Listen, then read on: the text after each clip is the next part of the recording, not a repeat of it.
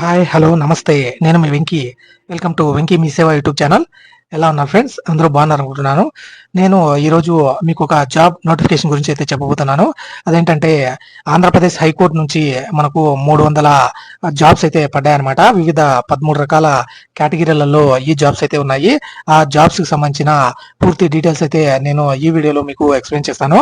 కాబట్టి దయచేసి వీడియోని అయితే చివరి వరకు చూస్తే ఏ జాబ్స్ ఉన్నాయి, ఎలా అప్లై చేసుకోవాలి, ఇలాంటి మొత్తం డీటెయిల్స్ అయితే మీకు తెలుస్తాయి. అలాగే ముందుగా నాదొక చిన్న విన్నపం. ఇప్పటి వరకు మన వెంకీ మీ సేవ యూట్యూబ్ ఛానల్ ని సబ్స్క్రైబ్ చేసుకునే వాళ్ళు సబ్స్క్రైబ్ చేసుకోండి. వీడియోలకైతే వెళ్ళిపోదాం. ఈ ఆంధ్రప్రదేశ్ హైకోర్టు నుంచి మనకు ఈ 300 జాబ్స్ అయితే రిలీజ్ అవ్వడం జరిగింది. అది 20వ తేదీ అయితే మనకు నోటిఫికేషన్ అయితే ఇచ్చారు. ఇది ఆన్లైన్ అప్లికేషన్ ప్రాసెస్ అన్నమాట.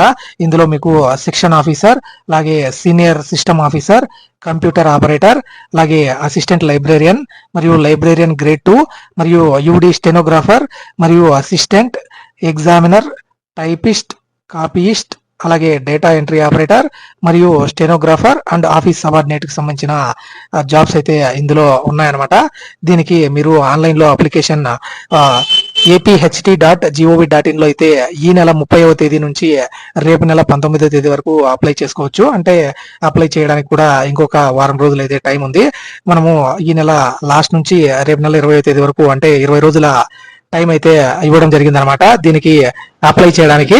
మరియు మీరు రేపు నెల 19వ తేదీ రాత్రి 12 వరకు అయితే అప్లై చేసుకోవచ్చు. No other modes of application will be entertained అనమాట. వేరే ఆఫ్లైన్ అప్లికేషన్స్ అంటూ ఉండవు. ఓన్లీ ఆన్లైన్ లో మాత్రమే మీరు ఈ అప్లికేషన్ అయితే సబ్మిట్ చేయాల్సి ఉంటుంది. ఎగ్జామినేషన్ షెడ్యూల్ కి సంబంధించి మనకు apht.gov.in లో అయితే తర్వాత మీకు ఇంటిమేట్ అయితే చేస్తారు. ఇక్కడ వేకెన్సీ పొజిషన్ అయితే చూద్దాము, ఎన్ని వేకెన్సీస్ ఉన్నాయన్నది. ఇక్కడ carry forward and fresh vacancies ఏదైతే ఇంతకుముందు రిక్రూట్మెంట్ లో మనకు ఫిల్ కానటివి క్యారీ ఫార్వర్డ్ అయితే చేసి ఉంటారు. అలాగే ఫ్రెష్ వేకెన్సీస్ కూడా ఇందులో కలిపి ఉంటాయన్నమాట. అందులో సెక్షన్ ఆఫీసర్ కి సంబంధించి 5 పోస్టులు అయితే ఉన్నాయి. వాళ్ళకి స్టార్టింగ్ స్కేల్ ఆఫ్ పే వచ్చి దాదాపు 57,100 నుంచి 1,47,760 స్కేల్ పే మధ్యలో అయితే ఉంటుంది. అంటే దాదాపు 70,000 రూపాయల పైన అయితే ఇందులో శాలరీ అయితే స్టార్టింగ్ లోనే పొందుతారు. అలాగే సీనియర్ సిస్టమ్ ఆఫీసర్ ఒక పోస్ట్ అయితే ఉంది. ఇందులో 44,570 నుంచి 1,27,480 రూపాయల స్కేల్ ఆఫ్ పేలో అయితే పెట్టడం జరిగింది. అలాగే కంప్యూటర్ ఆపరేటర్ సంబంధించి 31 పోస్ట్ అయితే ఉన్నాయన్నమాట. ఇందులో మీకు 40,000 నుంచి 1,25,000 వరకు శాలరీ అయితే వస్తుంది. అంటే స్టార్టింగ్ లోనే 50 నుంచి 55,000 రూపాయల శాలరీ అయితే మీరు పొందుతారు. అలాగే అసిస్టెంట్ లైబ్రేరియన్ సంబంధించి ఒక పోస్ట్ అయితే ఉంది. మరియు దీనికి కూడా 41,000 నుంచి 1,25,000 శాలరీ అయితే పెట్టడం జరిగింది. అలాగే లైబ్రేరియన్ గ్రేడ్ 2 కి సంబంధించి 35,570 నుంచి 1,10,000 అయితే శాలరీ పెట్టడం జరిగింది. అది కూడా ఒక పోస్ట్ అయితే ఉందన్నమాట. అలాగే యూడి స్టెనోగ్రాఫర్ కి సంబంధించి 7 పోస్టులు అయితే ఉన్నాయి. ఇది 35,000 నుంచి 1,28,480 రూపాయలు అయితే శాలరీ ఉంటుంది. అలాగే అసిస్టెంట్ కి సంబంధించి 78 పోస్టులు అయితే ఉన్నాయి. ఇందులో శాలరీ 25,220 నుంచి 80,910 అయితే పెట్టడం జరిగింది. అలాగే ఎగ్జామినర్ కు సంబంధించి 27 పోస్టులు అయితే ఉన్నాయి. మరియు టైపిస్ట్ కు సంబంధించి 44 పోస్టులు అయితే ఉన్నాయన్నమాట. అలాగే కాపీస్ట్ కి సంబంధించి 34 పోస్టులు, డేటా ఎంట్రీ ఆపరేటర్ కి సంబంధించి 50 పోస్టులు అయితే ఉన్నాయి. మరియు స్టెనోగ్రాఫర్ కి సంబంధించి ఒక పోస్ట్ అయితే ఉందన్నమాట. ఈ 5 వాటికి కలిపి 6 వాటికి మనకు శాలరీ వచ్చి సేమ్ అయితే ఉందన్నమాట. 25,220 నుంచి 80,910 రూపాయలు అయితే ఉంటుందన్నమాట. అంటే ఆల్మోస్ట్ 40,000 రూపాయలు శాలరీ అయితే మీరు స్టార్టింగ్ లోనే పొందే అవకాశం ఉంటుంది. అలాగే మీకు హైర్ శాలరీ వచ్చి మీకు 1,00,000 వరకు అయితే ఈ శాలరీ అయితే ఇంక్రీజ్ అవుతుంది. అలాగే ఆఫీస్ సబార్డినేట్ ఏదైతే ప్యూన్ అంటారు కదా, వాళ్ళకి సంబంధించి 20 పోస్టులు అయితే ఉన్నాయి.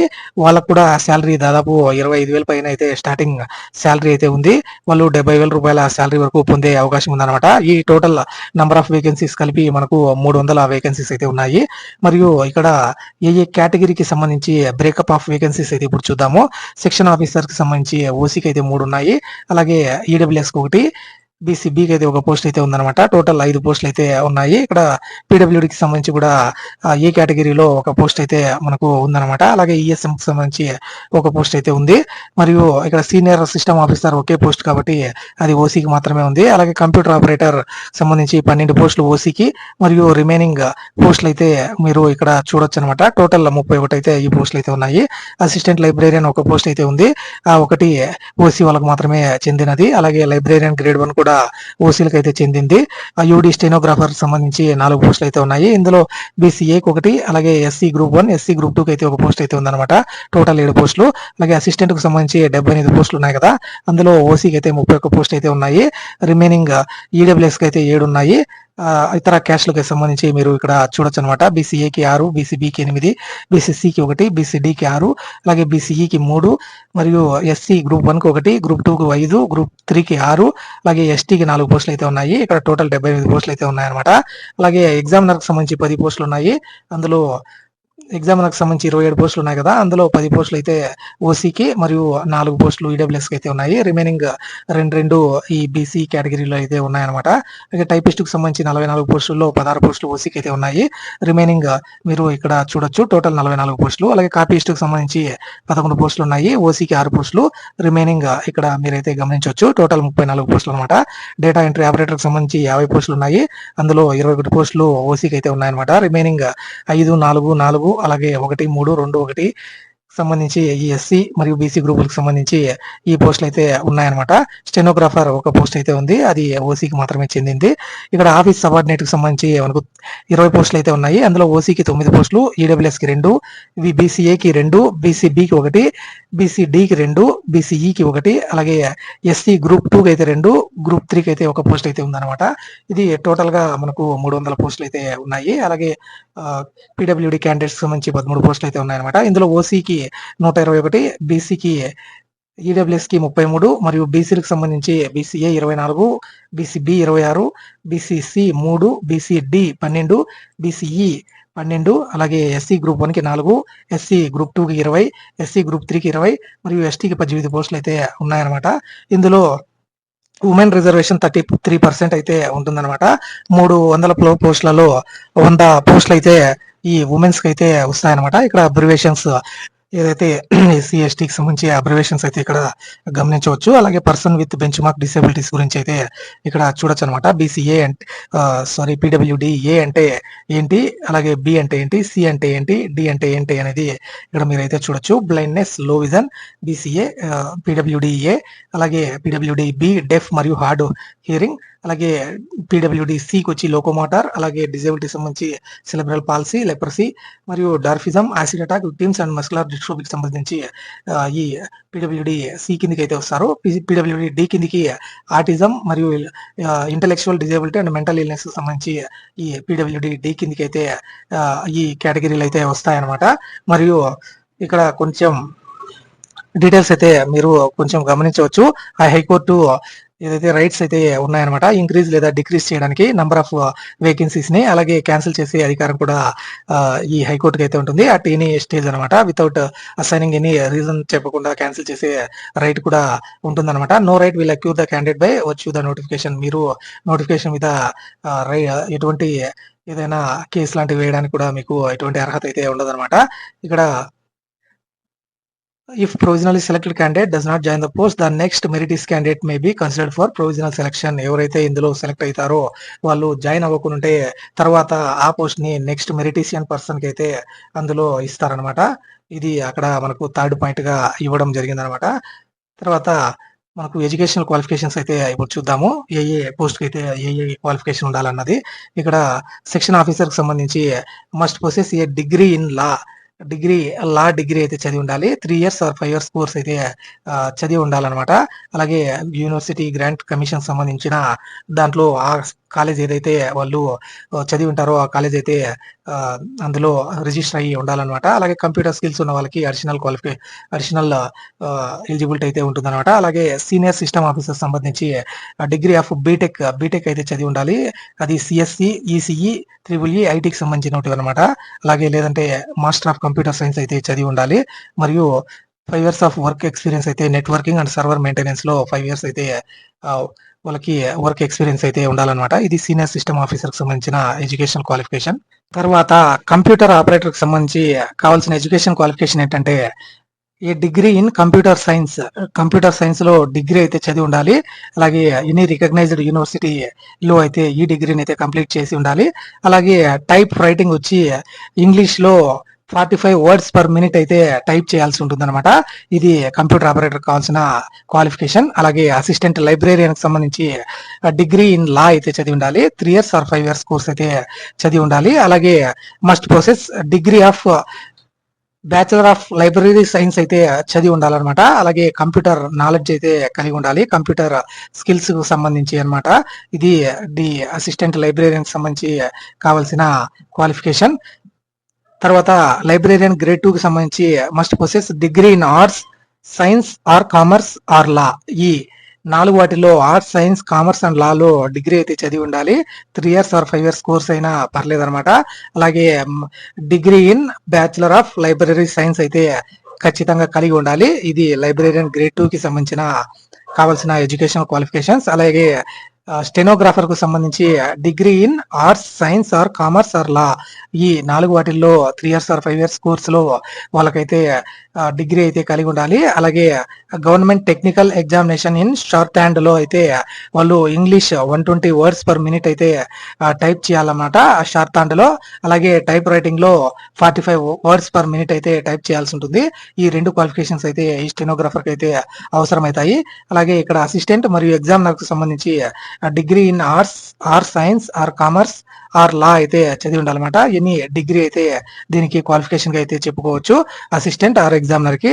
అలాగే టైపిస్ట్ లేదంటే కాపీస్ట్ కూడా ఆర్ట్స్, సైన్స్, కామర్స్, లాలో 3 years or 5 years course any recognised యూనివర్సిటీలో అయితే చదివి ఉండాలి టైపిస్ట్, కాపీస్ట్ కి. అలాగే టైప్ రైటింగ్ వచ్చి ఇంగ్లీష్ 45 వర్డ్స్ పర్ మినిట్ అయితే కలిగి ఉండాలన్నమాట. అలాగే గవర్నమెంట్ టెక్నికల్ ఎగ్జామినేషన్ అయితే పాస్ అయి ఉండాలి.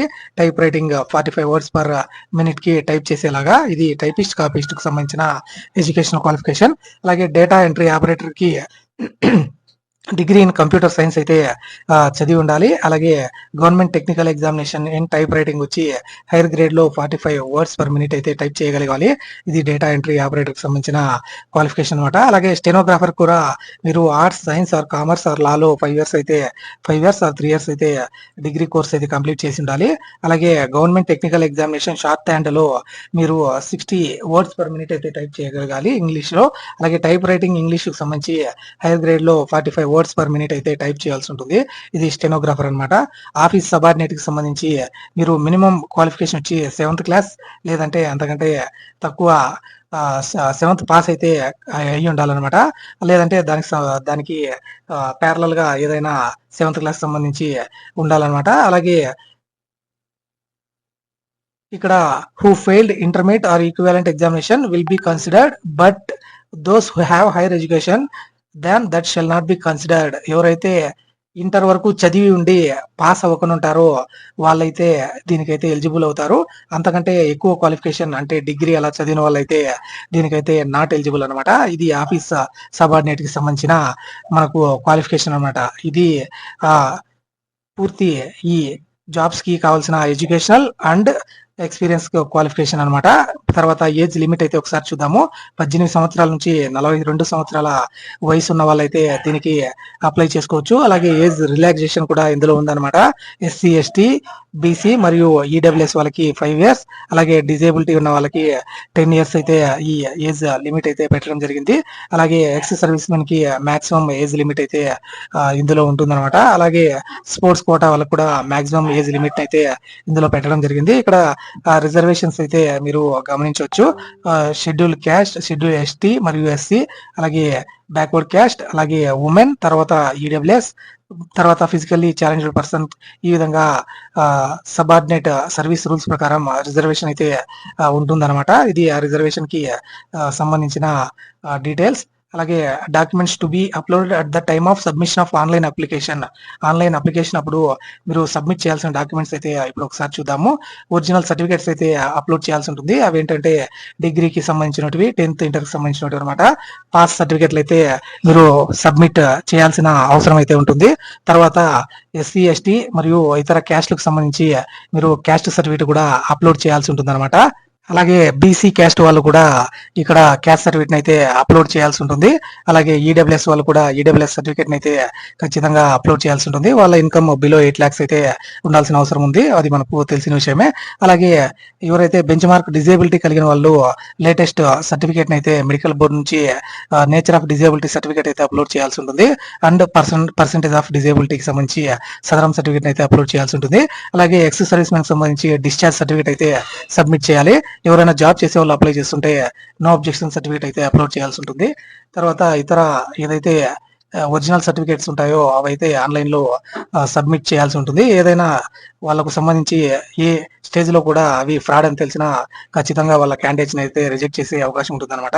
ఇక్కడ మెథడ్ ఆఫ్ రిక్రూట్మెంట్ ఏ విధంగా రిక్రూట్ చేస్తారనేది ఒకసారి చూద్దాము.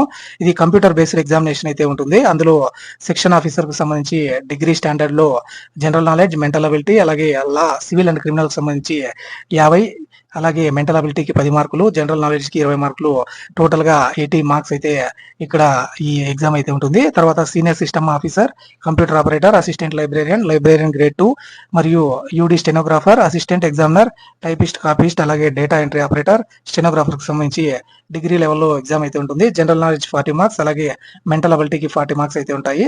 ఆఫీస్ సబార్డినేట్స్ కి జనరల్ నాలెడ్జ్ మరియు మెంటల్ అబిలిటీకి సంబంధించి 50 మార్కులు, 30 మార్కులు మెంటల్ అబిలిటీకి సంబంధించి ఉంటాయన్నమాట. ఇది ఈ system of examination method of recruitment లో ఇక్కడ 80 క్వశ్చన్స్ వచ్చి 80 మార్క్స్ అయితే ఉంటాయన్నమాట. టైం వచ్చి మనకు 90 minutes అయితే ఇస్తారు. సిలబస్ కూడా మీరు కింద అనెక్సర్ లో అయితే చూడొచ్చు అనమాట. మీకు ఇంగ్లీష్ మరియు తెలుగు లాంగ్వేజెస్ లో కంప్యూటర్ బేస్డ్ ఎగ్జామినేషన్ ఉంటుందన్నమాట. మరియు మినిమం క్వాలిఫైయింగ్ మార్క్స్ వచ్చి 40% ఫర్ ఓపెన్ కాంపిటీషన్, అలాగే ఈడబ్ల్యూఎస్ వాళ్ళకి 35%, బీసీ, ఎస్సీ, ఎస్టీ వాళ్ళకి 30% అయితే మినిమం క్వాలిఫై మార్క్స్ అయితే పెట్టడం జరిగింది. అలాగే ఎవరైతే ఎక్కువ మార్కులు పొంది ఉంటారో వాళ్ళకే ఇక్కడైతే జాబ్ అయితే ఇవ్వడం జరుగుతుంది. ఇది మినిమం క్వాలిఫైయింగ్ మార్క్స్ అనమాట. అలాగే ఇక్కడ ఏదైతే టైపింగ్ టెస్ట్ అయితే ఇక్కడ కండక్ట్ చేస్తారో ఎవరికైతే ఈ స్టెనోగ్రాఫర్స్, అలాగే కంప్యూటర్ ఆపరేటర్స్, టైపిస్ట్ మరియు కాపీస్ట్, డేటా ఎంట్రీ ఆపరేటర్స్ సంబంధించి వాళ్ళకి టైపింగ్ టెస్ట్లు అయితే ఇక్కడ కండక్ట్ చేయడం జరుగుతుంది. అందులో కూడా వాళ్ళు మినిమం క్వాలిఫైయింగ్ మార్క్స్ వచ్చి ఖచ్చితంగా పొందాల్సి ఉంటుంది అనమాట. ఎవరైతే ఎక్కువ మార్కులు పొంది ఉంటారో వాళ్ళనైతే షార్ట్ లిస్ట్ లో తర్వాత తీసుకోవడం జరుగుతుంది. మెరిట్ లిస్ట్ ని ఏ విధంగా మనకు ఫైనల్ చేస్తారంటే merit list will be based on the written examination లో వచ్చిన వాళ్ళకి ఇక్కడ జాబ్స్ అయితే ఇవ్వడం జరుగుతుంది. Section officer, assistant librarian examiner కి సంబంధించి. తర్వాత merit list prepared on skill test లో ఎవరికైతే ఈ senior system officer, computer operator వాళ్ళకి మెరిట్ లిస్ట్ వచ్చి performance in the skill test only they will give the job for this అనమాట. అలాగే those who have 2 or more candidates equal to number of marks in the examination, elder age అనేది ఇందులో calculate చేస్తారు. అలాగే normalisation of the marks కూడా base చేసుకుని ఈ job అయితే ఇస్తారనమాట. ఎగ్జామినేషన్ ఫీ వచ్చి 800 రూపాయలు అయితే పే చేయాల్సి ఉంటుంది. ఎస్సీ, ఎస్టీ వాళ్ళకి 400 రూపాయలు అయితే పెట్టడం జరిగింది అనమాట. ఇక సపరేట్ గా మీరైతే ఎగ్జామ్ ఫీ అయితే పే చేయాల్సి ఉంటుంది అనమాట. సపరేట్ ఎగ్జామినేషన్స్ కి అప్లై చేస్తుంటే కనుక ఇది ఆ ఎగ్జామినేషన్ ఫీజుకి సంబంధించిన డీటెయిల్స్ అనమాట. అలాగే టెస్ట్ సెంటర్ అయితే మీరు 3 ప్రిఫరెన్స్ లో అయితే పెట్టుకోవచ్చు. అవైలబిలిటీని బట్టి మీకు టెస్ట్ సెంటర్ అయితే ఇస్తారనమాట. ఇక్కడ జనరల్ ఇన్స్ట్రక్షన్స్ అయితే మీరు చూడొచ్చు. సర్టిఫికేట్స్ అయితే కరెక్ట్ గా అప్లోడ్ చేయాల్సి ఉంటుంది. అలాగే ఇతర డీటెయిల్స్ అయితే ఇక్కడ మీరు చూడొచ్చు. డిఏ లాంటి అయితే ఏమి ఇవ్వరు అనమాట మీరు ఎగ్జామ్ కి అటెండ్ అయ్యేటప్పుడు. ఇది ఈ జాబ్ కి సంబంధించిన పూర్తి డీటెయిల్స్ అనమాట. అలాగే మీరు ఆన్లైన్ ఎగ్జామినేషన్ కి పార్ట్ ఏ 1 time రిజిస్ట్రేషన్ మరియు పార్ట్ బి అప్లికేషన్ ఫామ్ గా అయితే ఉంటుందన్నమాట. అప్లికేషన్ కంప్యూటర్ బేస్డ్ అప్లికేషన్ లో మీరు ఓటీపీఆర్ ఐడి మరియు ఇతర క్యాండిడేట్ డీటెయిల్స్ అయితే ఎంటర్ చేసి మల్టిపుల్ పోస్ట్ అప్లై చేసే వాళ్ళు కూడా దీన్ని అయితే చూసి చేసుకోవచ్చు. ఒక మొబైల్ నంబర్ని అయితే మీరు యూజ్ చేయాల్సి ఉంటుందన్నమాట. మీరు ఇతర డీటెయిల్స్ అయితే ఇక్కడ apsc.gov.in లో అయితే చూడొచ్చు. మీకు ఏదైనా డౌట్స్ ఉన్నా హెల్ప్ డెస్క్ వర్ క్యాండిడేట్స్ అయితే ఇక్కడ ఇవ్వడం జరిగింది. ఈమెయిల్ ఐడి మరియు మొబైల్ నంబర్స్ అయితే ఈ టైంలో మీరు వాళ్ళని కాంటాక్ట్ అవ్వచ్చు. ఇది ఈ జాబ్స్ కి సంబంధించిన పూర్తి ఇన్ఫర్మేషన్ అనమాట. మీకు ఎటువంటి డౌట్స్ ఉన్నా కింద కామెంట్ సెక్షన్ లో అయితే కామెంట్ చేయండి. ఖచ్చితంగా రిప్లై అయితే ఇస్తాను. అలాగే ఇలాంటి వీడియోస్ అయితే మన ఛానల్లో వస్తూనే ఉంటాయి. కాబట్టి మన ఛానల్ని సబ్స్క్రైబ్ చేసుకోండి. అలాగే ఈ వీడియోకి ఒక లైక్ చేయండి. Thank you for watching. See in the next video. జై హింద్.